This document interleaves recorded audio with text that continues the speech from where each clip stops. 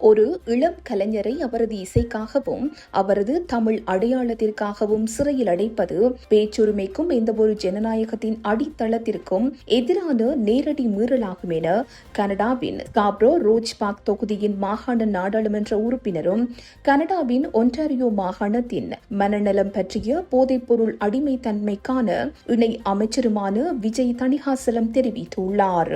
இலங்கையில் 24 வயதுடைய தமிழ் ஹிப்ஹாப் கலைஞர் சங்கீத் சென் கணேஷ்குமார் கொடூரமான பயங்கரவாத தடை சட்டத்தின் கீழ் அண்மையில் தடுத்து வைக்கப்பட்டுள்ளமை எனக்கு ஆழமான கவலையை அளிக்கிறது.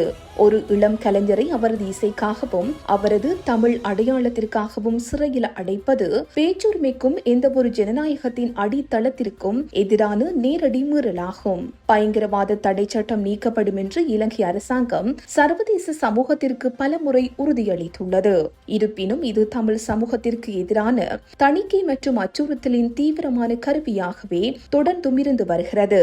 தமிழ் இனப்படுகொலையின் உச்சகட்டத்திலிருந்து இன்று வரை தமிழ் மக்கள் கடுமையான இராணுவமயமாக்கல், கண்காணிப்பு மற்றும் கட்டமைக்கப்பட்ட அநீதிகளை தொடர்ந்து எதிர்கொண்டு வருகின்றனர்.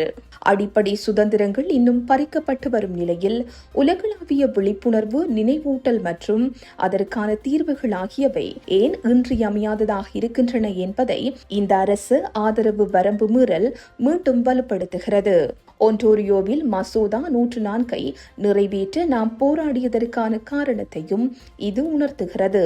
சங்கீத் செனை உடனடியாக விடுதலை செய்ய கோரியும் பயங்கரவாத தடை சட்டத்தை முற்றாக ஒழிக்க வலியுறுத்தியும் உலகளாவிய மனித உரிமை அமைப்புகளுடன் நானும் இணைத்துள்ளேன் என்று அவர் தெரிவித்துள்ளார். இந்த செய்தி உள்ளிட்ட மேலதிக விரிவான செய்திகளுக்கு www.behindmenews.org என்ற எமது இணைய பக்கத்தினை பார்வையிடவும்.